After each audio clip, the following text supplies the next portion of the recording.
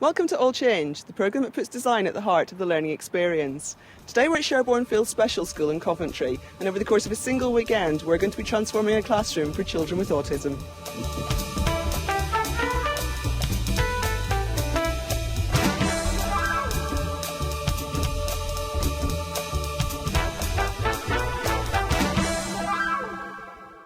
Sherborne Fields is a mixed special school for students aged 2 to 19 with physical disabilities and medical conditions. Next term, the school is going to be taking a cohort of students with severe learning difficulties, some of whom have autism. We're developing a room for them to help them to contribute positively within their group and in the wider school community. Sherborne Fields is a special school for special people.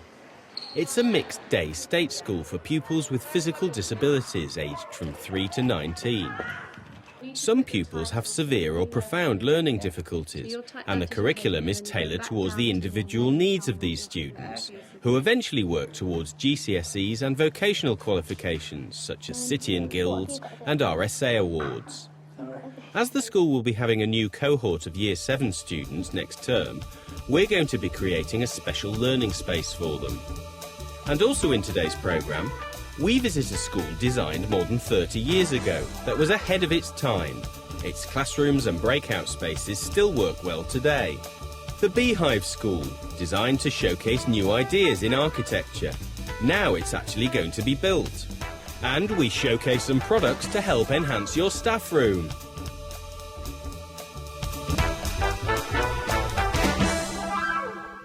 Joel, see if you can see something here. Sherborne Fields Special School was built more than 40 years ago and caters for students in Coventry and Warwickshire.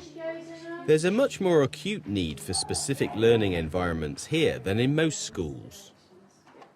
We cater for a tremendous diversity of need and ability. Children with quite severe physical disabilities, some with medical conditions, some with learning difficulties, sensory impairments and so forth. And the room that we're working on this weekend, what do you want to get from that? Well, the children who are going to be educated in that room have severe learning difficulties, and many of them have autism too. What we're endeavouring to create in that environment is a very simple, minimalistic sort of room, free of too many distractions.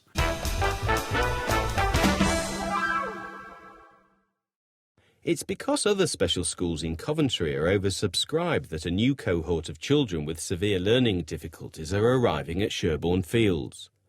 Shalanda de Cruz Architects in Birmingham consulted with the school to design the new look for the room, which includes some mobile sensory units. We looked at creating cubes, and the philosophy was that it was almost like a jewel box or a toy box or a jack-in-a-box, and that these things should fold out, sort of flap down, almost like a piece of wooden origami, I suppose, and then applied to these different textures so that they come alive. The other thing that we've done is to, through consultation with the school, to identify specific areas in the room which relate to specific activities, so that when the children are sat in the blue comfy space, they know that they're going to have a discussion, or if they're sat around the table, then there's work going on. Similarly, if there's a presentation going on, they can turn around to the presentation wall. So it's extremely structured. Really what we've done is to understand the needs of the children. They're central to the design. Really it's about containing architectural or design ego and looking at the needs of the people that we're creating the space for, and really trying to understand a very different brief.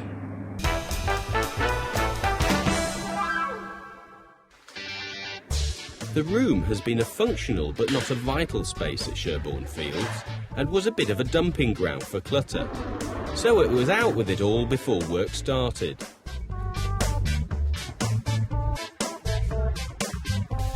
The design for the room required a very subtle approach.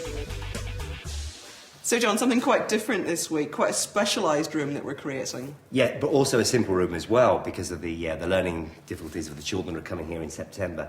But because of these learning difficulties the children have, they have to be careful and have a controlled way of bringing in bright colours or shapes and the likes. So we're sort of making a muted room, but obviously we're going to add to that things like these little boxes, storage boxes there. which go onto these sort of carpeted areas so they can actually sit on the floor with soft seating. And they're covered in different sort of fabrics that are very tactile. So sensory boxes? Yeah, very much so, yeah. And of course they have a use as well, you can put things in. And obviously things like shelving and pinboards that they didn't really have. And we just, again, with the colour, trying to make it very calm, not too overbearing or overpowering. And again, more sort of carpeting sort of in this area here, where it's sort of kind of soft, because obviously they're only young children. And do like to sit on the floor, they're listening to a story or whatever. So a very calm but flexible space that can be adapted over time to meet the needs of the children here being introduced to the school. Sure, exactly. And we have to be careful about that. That's really, really important. And that is it. Does that mean you won't be doing much this week then? I'm always doing something, get on with it. The first job was to replace bright buttercup yellow with something more soothing. And it was off with the old display boards.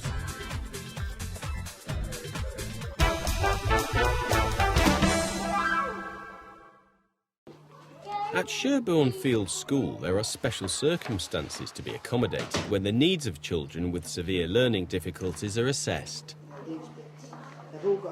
In the main, we try and provide stimulating experiences for the student, and part of that has been to make the room stimulating. But this new group is very different in that if they were to come into a room like this, there would be too much on the walls for them to cope with. There'd be far too many distractions. They'd be stimulated by Venetian blinds that they could go over and touch and play with. They'd be stimulated by the number of computers that are in here and the books there that they'd want to pull out.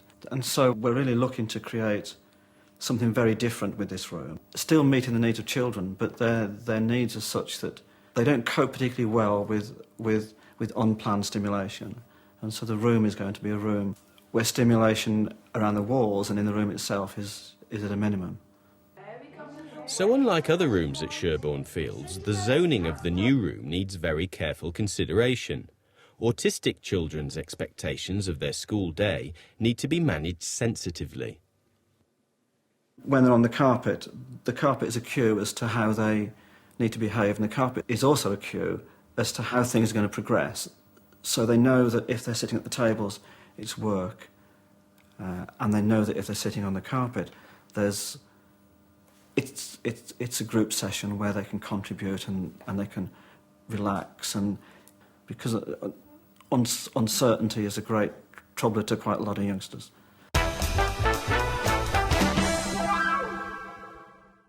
Schools built in the 1960s are often criticised for not meeting modern teaching and learning needs. Often they were built with poor materials and are starting to disintegrate. Their classrooms don't really match modern curriculum needs. St Winifred's Roman Catholic Junior School in Lewisham was built in the end of the 1960s. Its radical design has stood the test of time. Octagonal classrooms with breakout spaces could have come straight from the government's Building Schools for the Future programme. We've been to see the school in action. St Winifred's in the Catholic Archdiocese of Southwark was built in 1969. Designed by architects Broadbent, Hastings, Reid and Todd, the school was constructed using high-quality materials. It's on a green and spacious site and is an example of far-sighted educational design.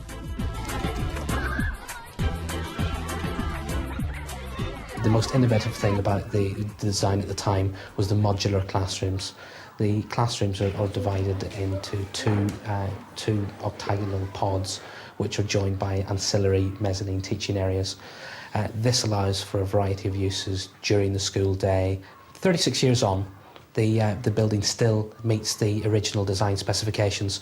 We're fortunate to have the spaces much larger than normal classrooms, which allow for group work, individual work, paired work. These rooms are also used as storage areas for curriculum resources, which are easily accessible by all members of the school community.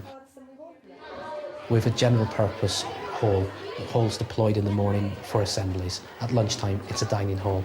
During the day, it's a specialist teaching area for our dance teacher, our music teacher, our drama teacher. It's also a place of worship for whole school liturgies and whole school masses. We're fortunate that we've got a hall big enough which will accommodate the entire school community with their parents present as well.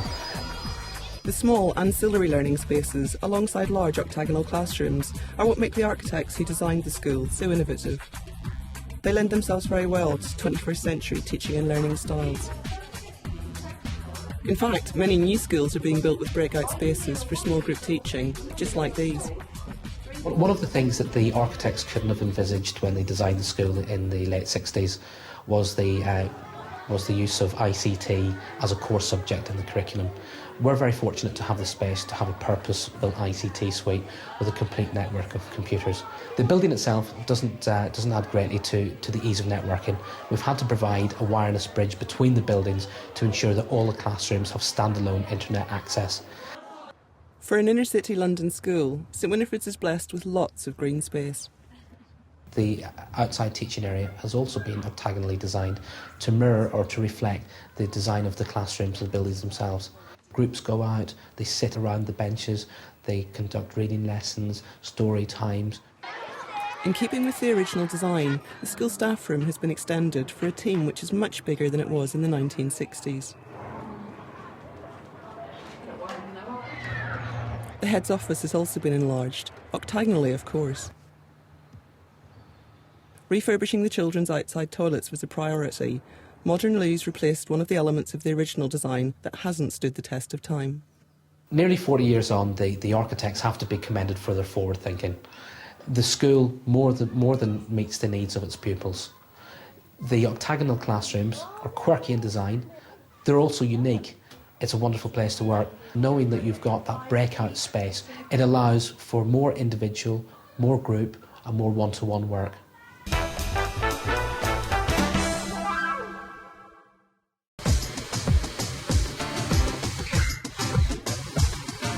This now is interactive or a touch whiteboard. It will be a touch screen, yes, so the children will be able to go up to it and make things happen. And some of them are quite small, so we don't want it too high on the wall. It was very important that the height of the new interactive board was absolutely right if the students were going to be able to use it effectively. Right, so where my knee is, about there. Still lots of painting to be completed. And the mobile sensory units still have to be assembled.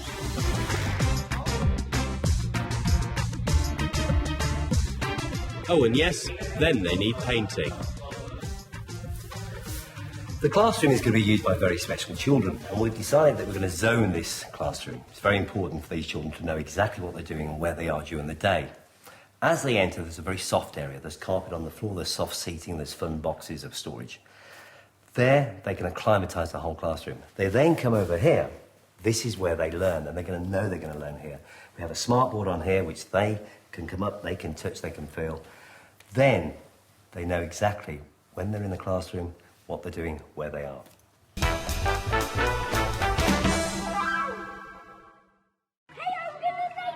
At Sherborne Fields, there's been a lot of investment in vital infrastructure and facilities. But recently, the head teacher has overseen the development of a school environment which is both attractive and stimulating for students and their teachers. It's been a very successful strategy.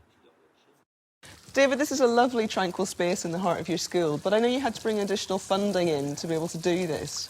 Yes, it is beautiful, isn't it? Yes, we were successful in obtaining a £5,000 grant from a local DIY superstore, which enabled us to completely transform this area. It had fallen into disuse, it was derelict and dangerous, and thanks to this grant, we were able to transform it into this beautiful place that you see now. And you're actually using this within the curriculum, aren't you, with some of the areas you've got in Oh, it? yes, yes. Lessons take place in this area. We use the flora and fauna that you see around us as educational tools. Weather is recorded out here, compost is generated, horticulture is practiced. It serves many, many purposes. David, I know with some of the children you have and the specialist equipment they need, you need wide circulation routes. Are there things that just don't work for you? Yes, I mean, the school is quite spacious, but it's never quite spacious enough. And as you can see in this corridor here, there's a whole lot of equipment which ideally would be stored somewhere else. But it's in constant use, it's in daily use, it has to be accessible, and so it has to live in the corridor. Now, you've got lots of ideas around the school for stimulating the children's senses, and this is a really interesting one. Tell me about it. Yes, this is quite fascinating, yes. This is a sort of sensory calendar, I suppose you could call it, and it's to help children recognise what day of the week it is. It changes every day, and it greets them when they arrive in the morning. There's a smell of the day. Friday's smell was chocolate orange. Another day it might be peppermint. And then there's a piece of material which they can touch. It might be something hard and metallic like that piece, or it might be soft.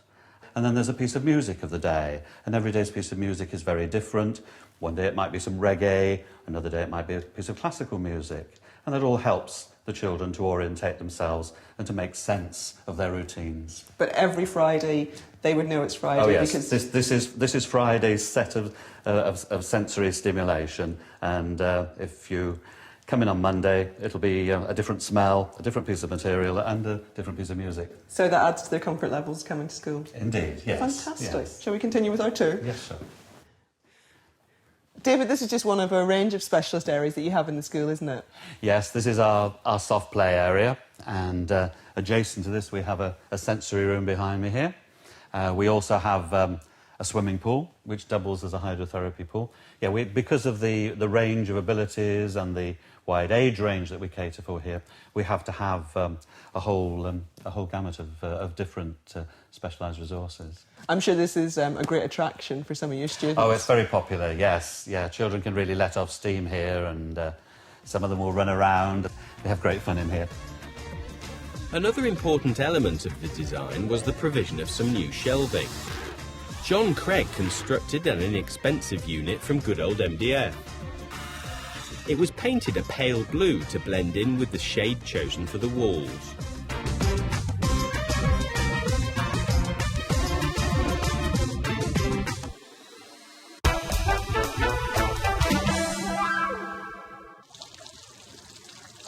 The government's Building Schools for the Future programme asked architects to create exemplar designs, radical new ideas to stimulate thinking on school buildings. BDP architects have created a beehive school with classrooms shaped like honeycomb. They interlock and surround learning spaces, and their idea is actually going to be realised in a new school building in Blackpool. BDP is one of Britain's biggest architectural practices with a lot of experience in designing schools.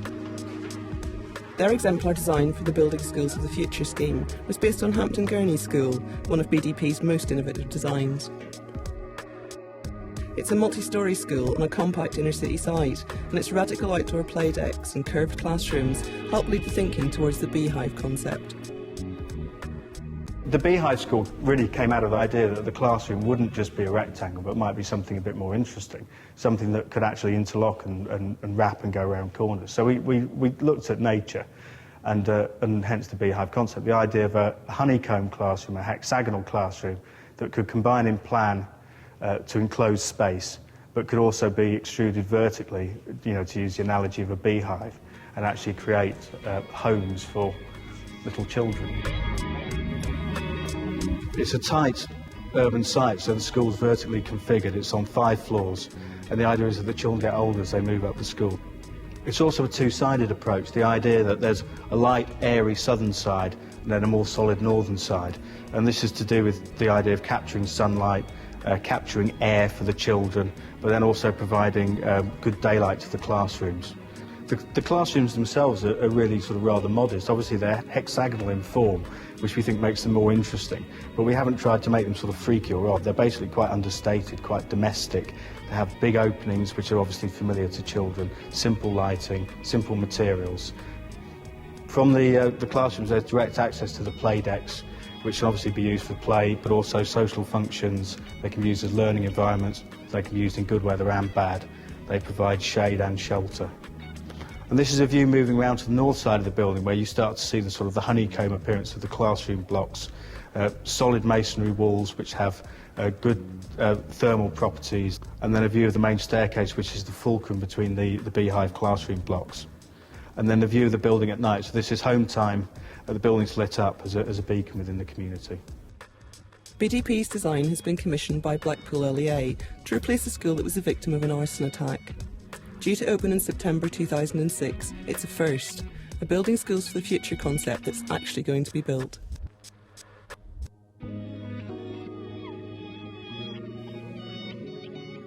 The teaching spaces at Blackpool are on the first and second floors. Again, you can see the beehive classroom block configuration wrapping around the play decks. I think you can also see from the section that the original beehive concept of the public ground floor with the class bases and the play decks has been retained in its entirety, albeit it's been adapted to the site. At Hampden Gurney, the roof was developed as a technology garden, so this is really taking it a stage further and actually building in, real wildlife, real planting, real habitat, and it's very much seen as an outdoor teaching space rather than a play space.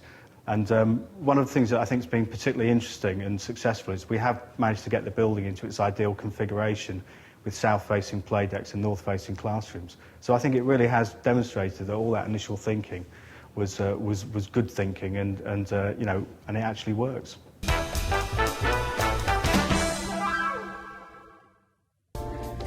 At Sherborne Fields, a lot of materials were recycled for the new room, and existing units were given a fresh lick of paint. John, how's it going? It's going well, as usual, of course. A hive of activity, as you can see, if you start with the walls, Sophie's marked this sort of border all the way around to sort of bring down the sort of colouring and clean all that up there. There's been shelves been made for storage. There's been boxes made for storage with casters on it that can be wheeled around. And these boxes are going to be a lot of fun, aren't they? But you're keeping it a secret from me. What's going to happen with them? A secret, well, actually, because I'm not too sure myself, but all I know is they're going to be very tactile, very, very touchy-feely. Tim has been doing the sink, getting all that done. Pinboard's been taken off. Ali's been rushing around making me tea. It's just been crazy, but we're getting there.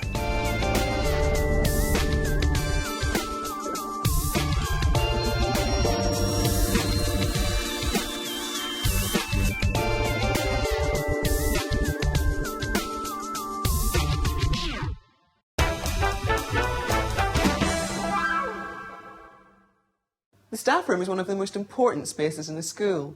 It's where staff come to relax, to prepare, to discuss practice. But too often they're overcrowded, the furniture needs modernisation and they need to be brought up to date. So here are some ideas to cheer up your staff room.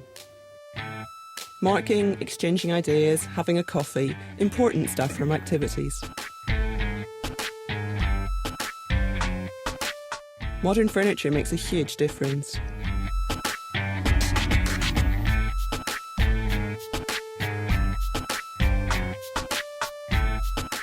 Good storage keeps down the clutter.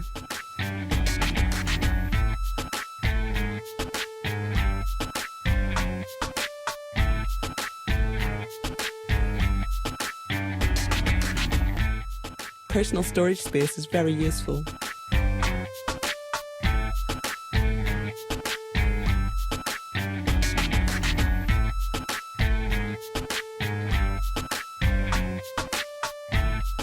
And these units contain an all-in-one kitchen. Very clever. The British Educational Suppliers Association have a code of practice which their members comply with. You can find details of all these products on the Teachers TV website.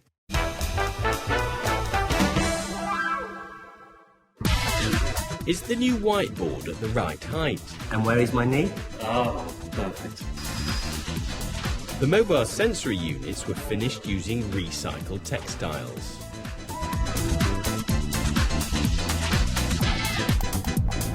Nearly finished, John? Nearly, actually. I'll tell you what's going to happen now. Finish this box off with the painting and everything, all the bits are on the side. The other one's going to be done as well. There's furniture to go around here, and there's some tables and a computer to come in and some storage. And it's all done.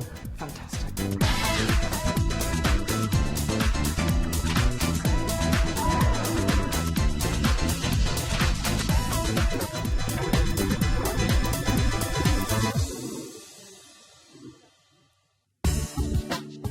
The brief was to create a space suitable for children with severe learning difficulties, including autism.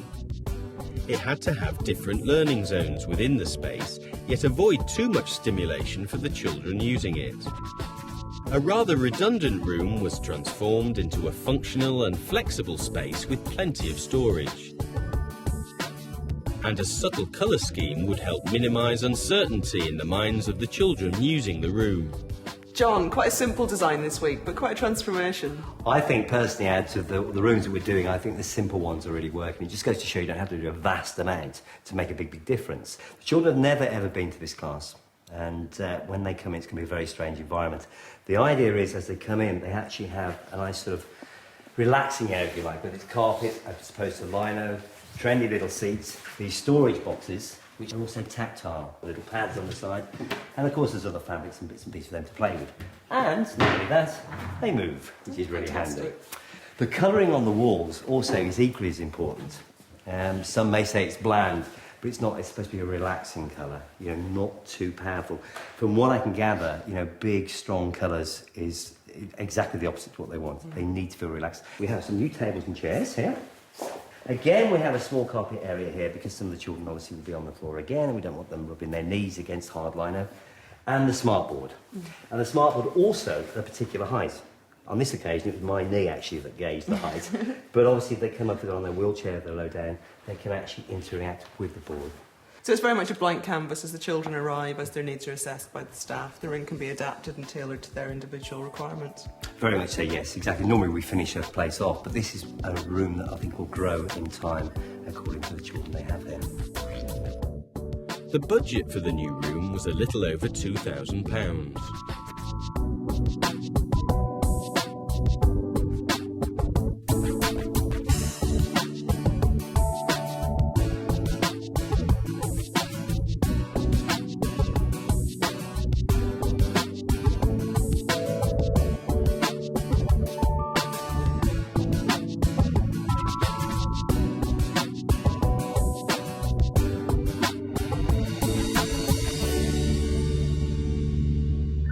David, the room's all finished now. What do you think? It's really fabulous. I'm delighted. To be honest, it surpassed my expectations. I was afraid it was all going to be rather bland and dull, but in fact it's really nice. It has a nice atmosphere. It's totally changed the appearance and the feel of the room. And I'm assuming that as the children come, this is going to be an area that you're going to adapt and build up over time to meet their needs. It's got to be. It's got to be a dynamic, changing area, yes. Yes. How it developed, we won't know yet, but time will tell. You'll have to come back and see it in a few years' time. I think it's been a real challenge for us this week, working on a design when the children haven't even reached the school yet. But I think it's been a really great challenge, and your expert advice has helped us enormously in adapting the design as we've gone. Well, thank you. It's been a pleasure working with you, and well, you've certainly risen to the challenge.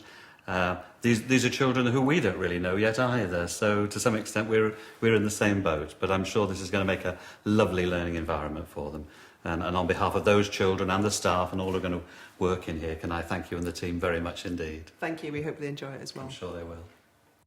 If you've been involved in an exciting design project or would like help to transform an area of your school, we'd love to hear from you. You can contact us through the Teachers TV website, where you'll also find details of today's programme. From Sherborne Fields School in Coventry, it's goodbye from all change.